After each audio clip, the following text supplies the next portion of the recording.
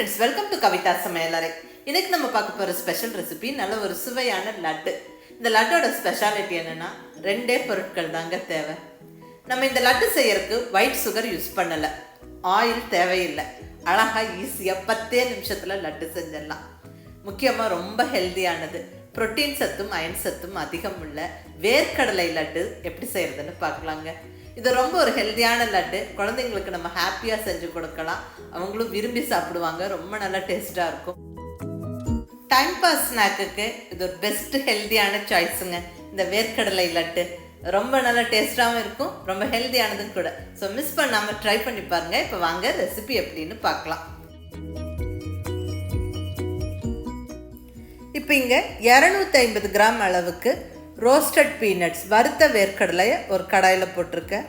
ஸ்டவ்வை மீடியம் ஃப்ளேமில் வச்சுக்கிட்டு கரிஞ்சிராமல் ஒரு 2 நிமிஷம் மட்டுமே வறுத்தெடுத்துக்கிறேன்.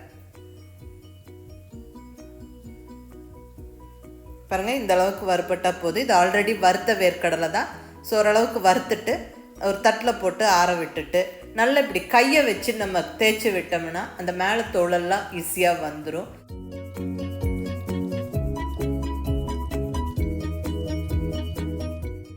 பாருங்க, கையை வச்சு அழுத்தி தேய்ச்சதுல அந்த மேலே தோலெல்லாம் உதிர்ந்துடும். அதை நம்ம ஊதி விட்டு எடுத்துட்டு நம்ம இந்த வறுத்த வேர்க்கடலையை அழகாக லட்டு செய்யறதுக்கு யூஸ் பண்ணலாம். ஸோ வறுத்து தோல் எடுத்த வேர்க்கடலை ரெடியாக இருக்குது. இப்போ இது யூஸ் பண்ணி ஜஸ்ட் ஒரு 10 நிமிஷத்தில் லட்டு செஞ்சிடலாம்.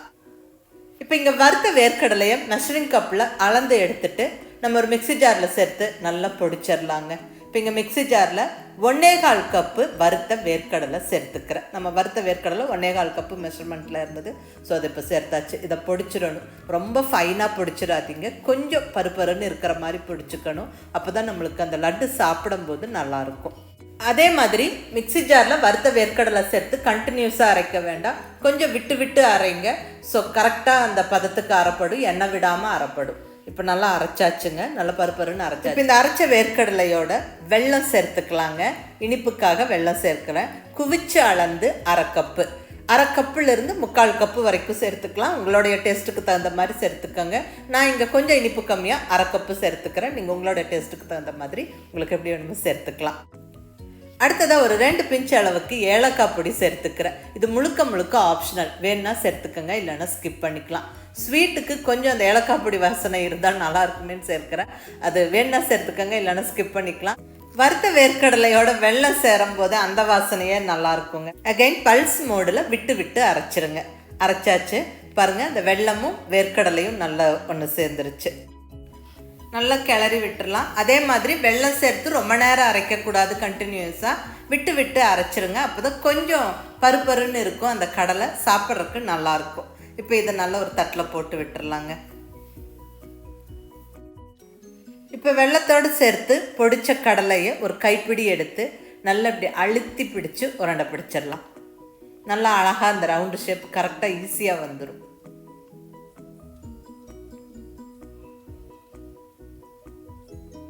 பாருங்க, அழகாக ரவுண்ட் ஷேப் வந்தாச்சு. நல்லா உருட்டி எடுத்து வச்சுட்டா அவ்வளோதாங்க.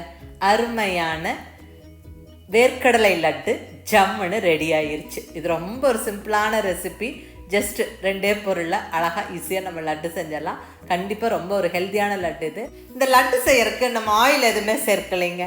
அதே மாதிரி நம்ம நாட்டு வெல்லம் யூஸ் பண்ணி தான் செஞ்சுருக்கிறோம், வெள்ளை சர்க்கரை சேர்க்கலை. ஸோ கண்டிப்பாக ரொம்ப ஹெல்த்தியானது. நல்ல ப்ரோட்டீன் சத்தும் அயன் சத்தும் அதிகம் உள்ள இந்த லட்டு ஒரு டைம் பாஸ் ஸ்நாக்காக நம்ம குழந்தைங்களுக்கெல்லாம் செஞ்சு கொடுக்கும்போது ரொம்ப நல்லாயிருக்கும். ஒரு ஹெல்த்தியான சாய்ஸ் இது. மிஸ் பண்ணாமல் ட்ரை பண்ணுங்கள், எல்லாருமே விரும்பி சாப்பிடுவாங்க. அதே மாதிரி இந்த லட்டு நல்லா அழகாக கரெக்டாக ஸ்டோர் பண்ணி வச்சா 1 வாரம் வரைக்கும் வச்சு கூட சாப்பிடலாம் நம்ம. ஸோ மிஸ் பண்ணாமல் ட்ரை பண்ணி பார்த்துட்டு எப்படி இருந்ததுன்னு உங்கள் ஃபீட்பேக் சொல்லுங்கள். பிடிச்சிருந்தால் லைக் பண்ணி ஷேர் பண்ணி கமெண்ட் பண்ணுங்கள். கவிதா சமையலறை சப்ஸ்கிரைப் பண்ணி என்னுடைய மற்ற ரெசிபிஸும் வீடியோஸும் பாருங்கள். தேங்க்யூ.